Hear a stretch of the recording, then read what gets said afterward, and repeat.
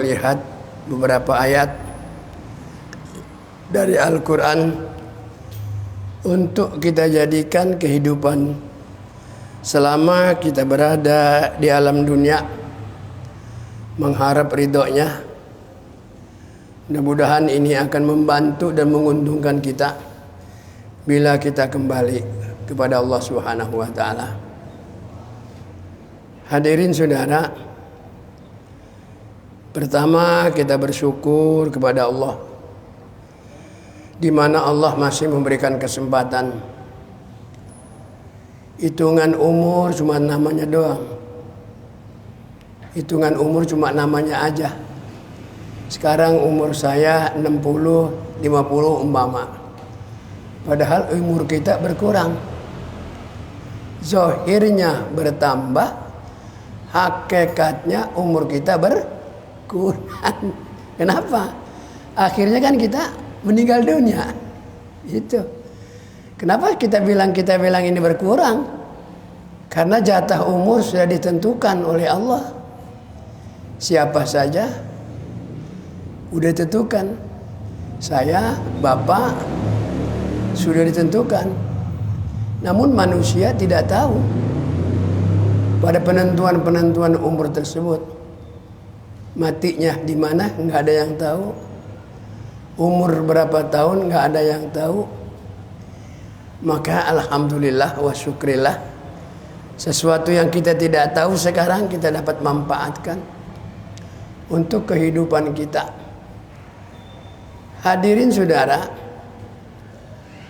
ada satu ayat Al-Quran di surat Al-Imran, ya, yang bunyinya Qul in kuntum tuhibbunallah fattabi'uni yuhibbukumullah wa yaghfir lakum dzunubakum wallahu ghafurur rahim. Nah, saudara, Allah memberitahukan kepada Nabi, karena Nabi adalah utusan Allah. Coba katakanlah kepada mereka, kepada kita. Nabi diperintahkan oleh Allah, katakanlah, hai Muhammad, jika kalian mencintai Allah, fattabi'uni, ikutin aku. Jadi Allah mengingatkan kepada Nabi untuk menyampaikan kepada umat manusia yang saya katakan tadi. Bagaimana bunyinya? Jikalau engkau mengatakan aku cinta padamu, kalau aku memang iman kepada Allah, suruh sampaikan kepada mereka, ikutinlah aku. Paham ya? Allah menyuruh Nabi omongin kepada kita, kalau emang kamu itu beriman, ikutin aku. Apa yang aku ucapkan, ikutin. Tuh. Wa ma atakumur rasul fahuzu, kata Allah. Apa yang disampaikan oleh Nabi Muhammad, hendaknya lah kalian ambil. Wa ma nahakum anhu bantahu. Apa yang dilarang oleh Nabi, jauhkan itu. Ini perintah Allah. Jadi juga Allah mengatakan kepada Nabi, coba ikutin. Fattabi'uni yuhibbukumullah. Nah, Allah berfirman, kalau kalian mengikuti apa yang disampaikan Allah kepada Nabi, kita ikutin. Bagaimana untungnya? Yuhibbukumullah, maka Allah cinta kepadamu. Jadi saudara, kalau kita mengikuti apa kata Nabi, ya, maka Allah cinta kepada kita. Wa yaghfir lakum dzunubakum. Jika ada kesalahan kita, pelanggaran yang kita lakukan, kata Allah melalui Nabi, maka engkau akan dimaafkan, dihapus dosamu oleh Allah Subhanahu wa taala. Sifat Allah gimana? Wallahu ghafurur rahim. yaitu Allah Maha Pengampun dan Maha Penyayang.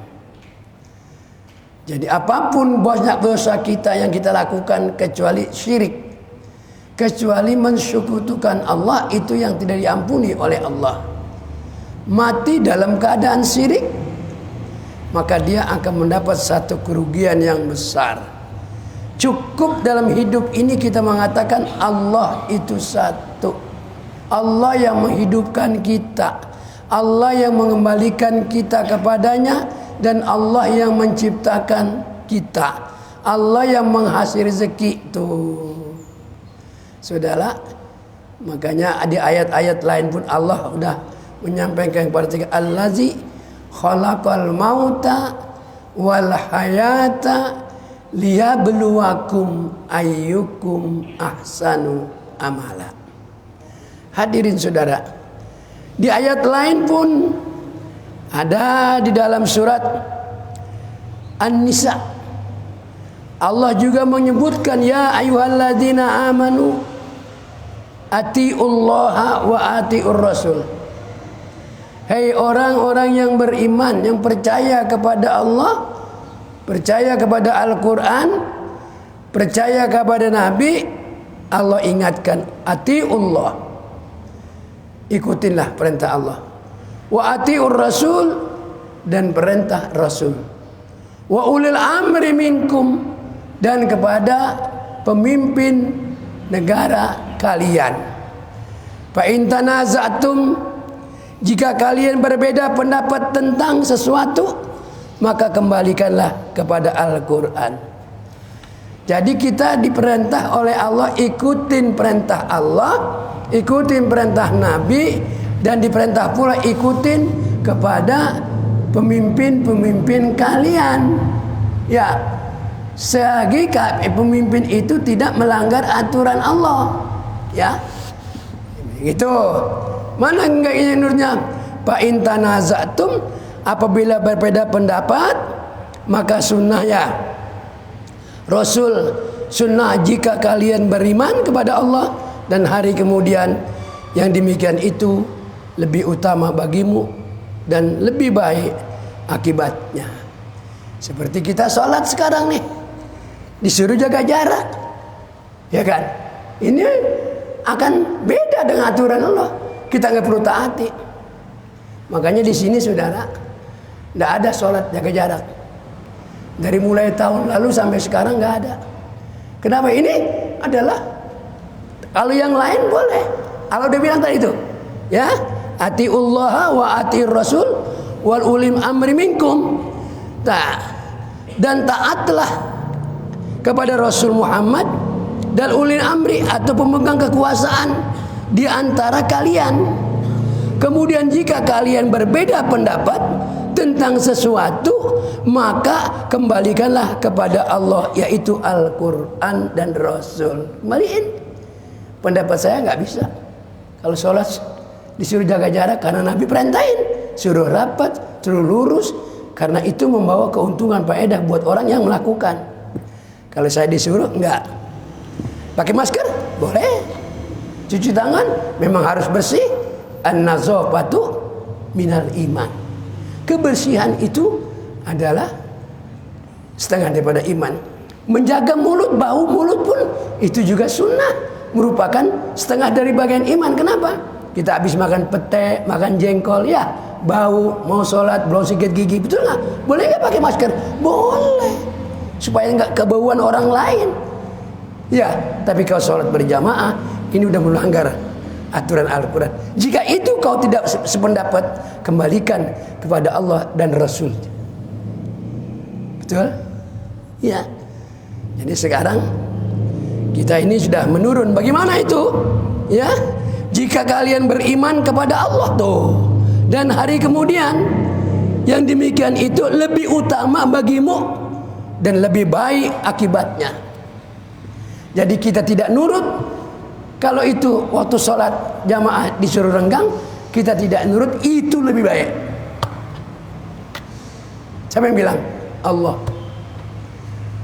Bukannya saya yang bilang, Allah. Maka kita harus nurut perintah Allah. mumpung lagi kita hidup di dunia, besok kita mati, ya, maka sholat di sini harus jaga jarak. Bagaimana jaga jaraknya? Rapat. Setelah sholat silahkan, ya, mau selfie pelukan silahkan, itu bukan urusan saya, urusan bapak, ya. Walaupun pemerintah larang tuh. Sekarang lagi COVID naik katanya, bertambah di Jakarta. Kuncinya cuma satu, ayo bareng-bareng orang Betawi, orang Jakarta, siapa saja yang ada, mau orang Sumatera, mau orang Jawa, mau Kalimantan, yang sudah berada di Jakarta sekarang, ayo masuk masjid berdoa, minta ampun bersama-sama, istighfar, memperbanyak baca Quran. Tujuannya apa? Supaya COVID cepat ini COVID dipelihara, saudara. Coba mendekat dong pada Allah. Ya, berapa banyak ini suntik, ya sakit, itu urusan Allah semua. Saya tidak tahu apa sebabnya, Allah punya urusan. Jadi saudara mau suntik silakan. Ya, tapi nggak ada jaminan itu. Jadi kalau kita mau dekat, semua beruntung dunia, akhirat, ya itu kita harus lakukan. Ini Allah yang mengatakan, ya ayyuhalladzina amanu, ya, atiullaha wa atiur rasul wa ulil amri fa in tanaza'tum fi syai'in faruddu ilallah. Jikalau berbeda pendapatmu tentang yang kau katakan tadi, jadi taat sama pejabat, taat sama pemimpin, kalau itu nggak cocok, kembalikan kepada Allah dan Rasulnya. Mudah-mudahan apa yang kita lakukan ini mendapat faedah, mendapat keuntungan. Dua ayat yang kita bacakan, maka mari kita tutup dengan suratul Fatihah. Kita sholat bersama-sama. Yang masih ada di luar segera masuk, berwudu untuk sholat berjamaah, baca Fatihah buat orang tua kita, ayah kita, ibu kita yang telah pulang ke rahmatullah, meninggal dunia, saudara. Kita doain supaya amalnya diterima, salahannya dimaafkan, Allah jadikan kuburnya taman sorga, Allah haramkan jasadnya api dari api neraka. Inilah doa-doa seorang anak, doa seorang teman, doa seorang tetangga kepada saudara-saudaranya yang seiman, seagama, yang telah pulang ke rahmatullah. Al-Haziniyah wa tilkan niyah al-Fatihah.